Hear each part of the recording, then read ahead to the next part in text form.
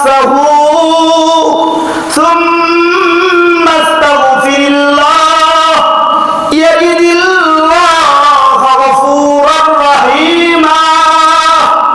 আমার আল্লাহ দুনিয়ার মানুষদের বলে, বান্দা রে, যারা অন্যায় কাজ করার মাধ্যমে নিজের নফসের উপর জুলুম করছো, ফজরের নামাজ পড়ো না, নামাজ না পড়ে নিজের নফসের উপর জুলুম করছো, ভাইয়ের সাথে অন্যায় করে নিজের নফসের উপর জুলুম করছো, সংসারে বিবির সাথে অন্যায় করে জুলুম করছো, এ বান্দা, অন্যায় করার পরে তুমি যখন তওবা করলে, ইস্তিগফার করলে, মালিক আমার দ্বারা এই কাজটা করা ঠিক হয় না,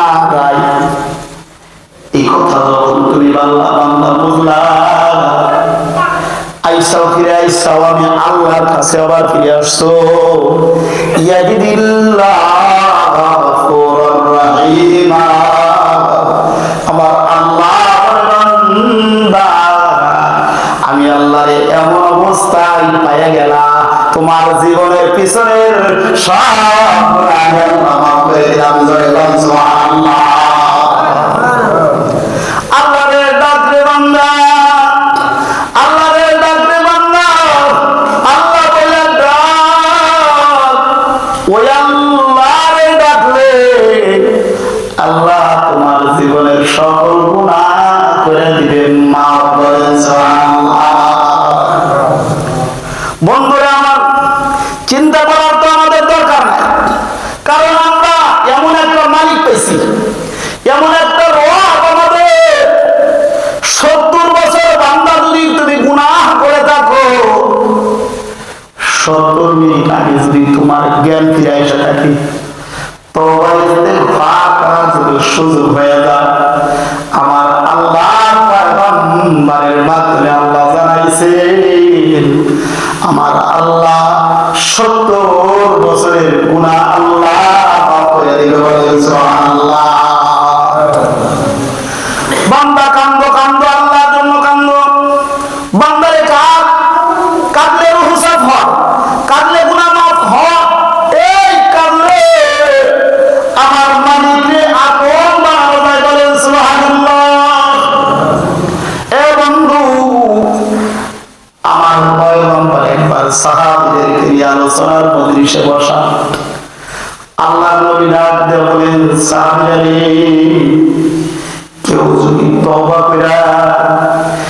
যদি তওবা করে ইস্তিগফার করে ক্ষমা প্রার্থনা করে আবার আল্লাহর দিকে ফিরে আসে, বান্দা যদি বলে লা ইলাহা ইল্লাল্লাহ, লা ইলাহা ইল্লাল্লাহ, বান্দা যখন ইস্তিগফার করে আল্লাহর কাছে বান্দা যখন ফিরে আসে, আমার আল্লাহ বান্দার পিঠের উপর কুদরতের হাতটা বুলায় দেয়। আমার আল্লাহ বলে, বান্দা, আমি আল্লাহ তোমার জীবনের সব গুনাহ মাফ করে দিলাম। বলে সুবহানাল্লাহ।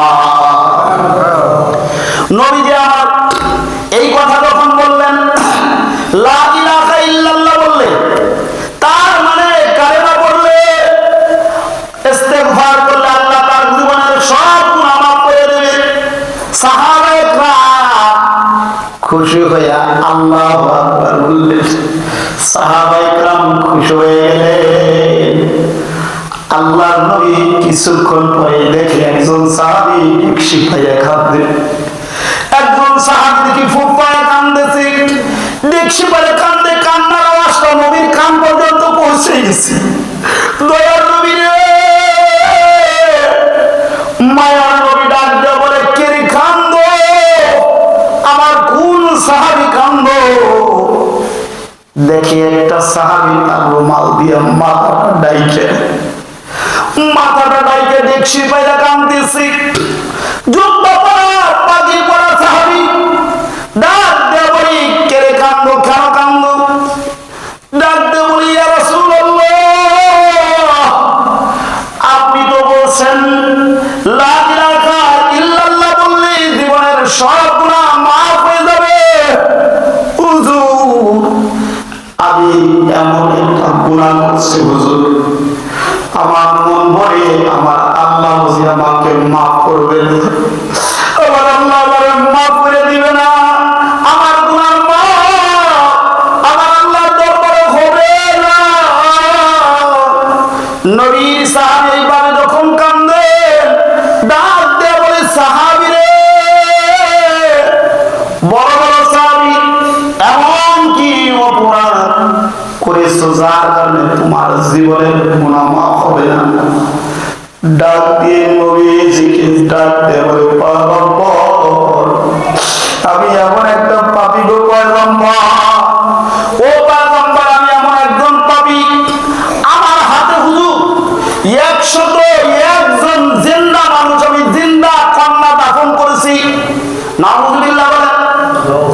এমন মানুষ, এমন পাপী হুজুর, আমি একজন ব্যবসায়িক মানুষ, ব্যবসা করতাম।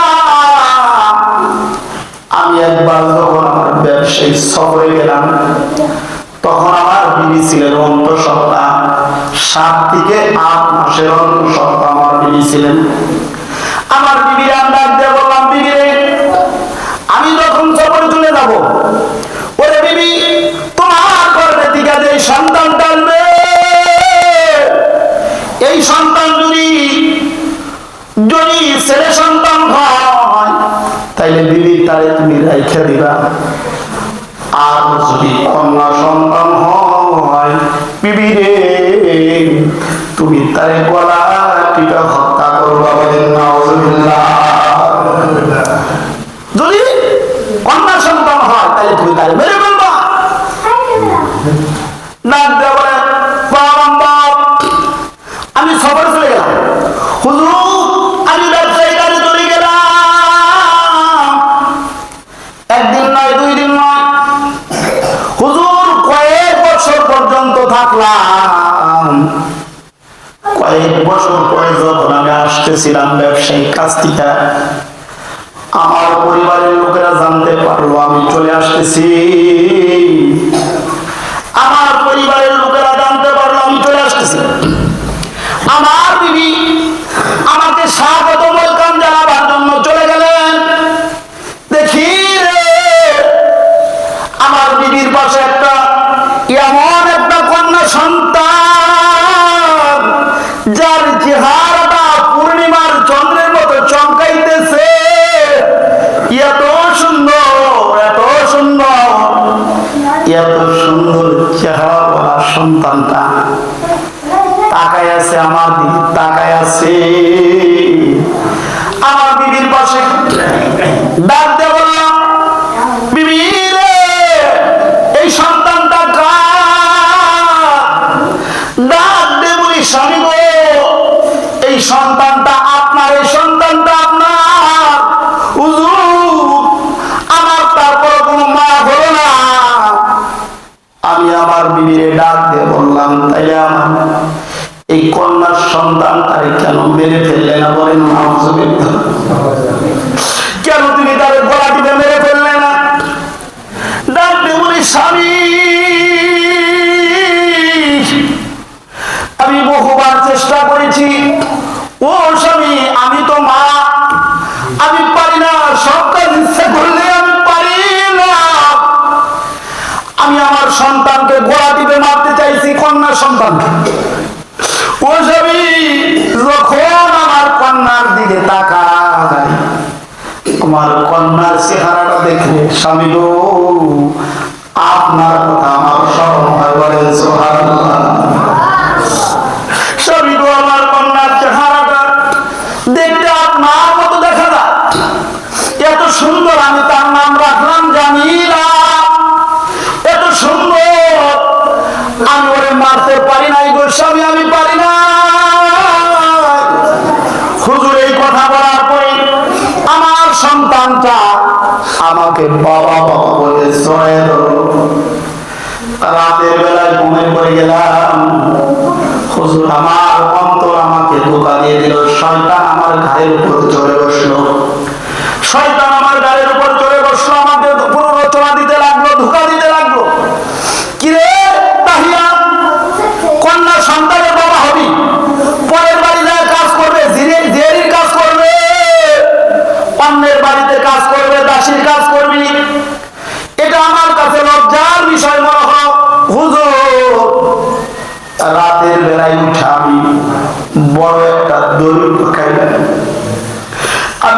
একটা বড় দড়ি পাকাইলাম, দড়ির ব্যবস্থা করলাম। হুজুর সকাল হয়ে গেল, আমি আমার বিবিরে ডাক দিয়ে বললাম, বিবিরে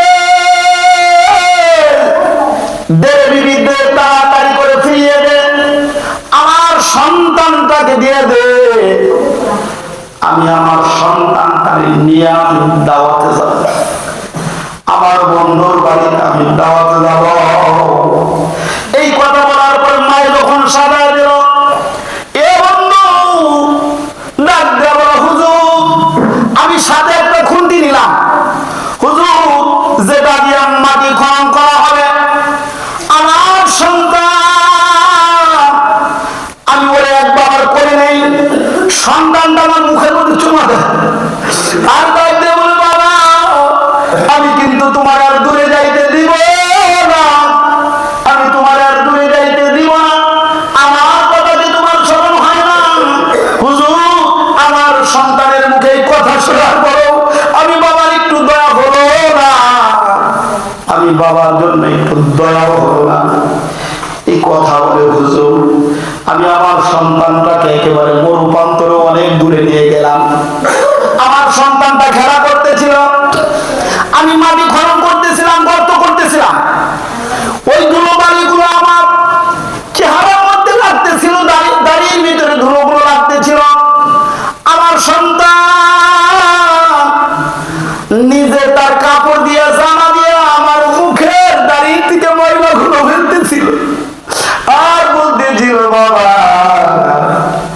এত বড় গর্ত কেন করো, বাবা এত বড় গর্ত কেন করো, আর কষ্ট করতেছো, তোমার গায়ে থেকে গাম ধরতেছে, আসো বাবা আমি তোমার চেহারাটা আমি মুছে দেই। বন্ধুরে নিয়ে যখন বারবার চেহারাটা মুছতেছিল, হুজুর তারপর আমার দয়া হলো না। হুজুর এই গর্ত করার পরে আমি আমার গর্ত থেকে যখন উঠলাম, মেয়েটারে ডাক দিয়ে বললাম, দেখ মা দেখ, দেখ আয় কেমন হলো গর্তটা। হুজুর আমার মেয়েটা যখন গর্তের পানি দিয়ে উকি দিল, হুজুর আমার যুদ্ধ সন্তানটা আমি একটা লাথি বাইরে ধাক্কা দিয়ে গর্তে ফেলে দিলাম, গর্তের পরে আমি ফেলে দিলাম। হুজুর আমার সন্তানটা গর্তের মধ্যে পড়ে ডাক দিতেছিল, বাবা আপনি আমার মায়ের না, বাবা মায়ের না। আমি আমার মায়ের মুখে শুনছি আরব দেশে যদি কারো কন্যা সন্তান হয়, বাবা এটাকে অপমান মনে করে, এই জন্য তার মায়ের বানাই দেয়। বাবা গো আমি আপনার কাছে ক্ষমা চাইব বাবা। ডাক দেয়া বলে, বাবা ক্ষমা চাই, জীবনটা ভিক্ষে যায়, আমি এখান থেকে বহু দূরে চলে যাব বাবা, জীবনে আপনার আর কোনোদিন বাবা বলে ডাকবো না। ও বাবা তারপরও তুমি আমার মাইরো না, তুমি আমার মাইরো না বাবা, মাইরো না। হুজুর তারপরও আমার দয়া হলো না, আমি পাথরগুলো আমার সন্তানের মাথায় মারতেছিলাম, হঠাৎ করে দেখি আমার সন্তানের মাথা থেকে ফিনকি রক্ত দিয়ে বের হয়ে গেল, রক্তটা ফিনকি দিয়ে বের হয়ে গেল। এমন সময় আমার সন্তানটা, আমি বড় একটা পাথর যখন নিলাম আমার সন্তানের উপর মারবো, আমার সন্তানটা গর্তের কিনারা গিয়া ডাকতেছিল, মা গো তুমি না বলছো আমার বাবা আমার দাওয়াত খাওয়াইতে নিয়ে যাবে, ও মা তুমি দেখো আমার মা আমার বাবা আমার মারে, ও মা আমি তোমার কাছে কি যাইতে পারবো না। এইভাবে যখন সন্তানটা কাঁদতেছিল, আমার সন্তান ধর করে কাঁদতেছিল, তারপরও বড় পাথরটা আমি তার মাথার মেরে দিলাম, বড় পাথরটা আমি মেরে দিলাম। হুজুর আমার সন্তানটা আস্তে আস্তে করে শেষ হয়ে যাইতেছে, আর ডাক দিয়ে বলে, বাবা রে তোমার মতো বাবা কোথাও দেখি নাই, ও বাবা তুমি আমার মাইরা রাইখা কেমনে করে ঘুমাইবা, আমার কথা কি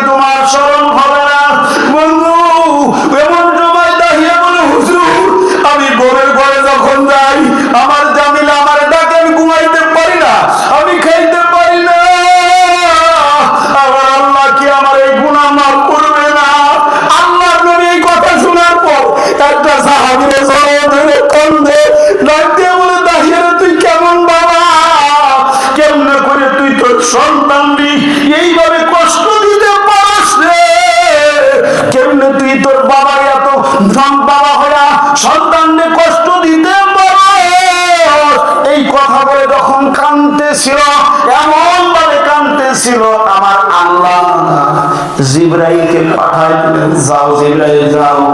দাহিয়াও অপরাধ করছে, ওই সময় সে মুসলমান ছিল না, এখন সে বুঝতে পারছে, তওবা করেছে, যার কারণে আমি আল্লাহ দাহিয়ার মতো মহা পাপীর আল্লাহ মাফ করে দিলাম। সুবহানাল্লাহ।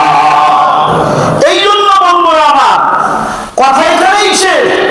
আমি আলোচনায় বলতেছিলাম এজন্য আল্লাহ, এই আসমান আল্লাহ, এই পৃথিবীর আল্লাহ, এই পৃথিবীর নাজর নিয়ামত একমাত্র মুসলমানের জন্য, মুসলমানের জন্য, মুমিন মুসলমানের জন্য।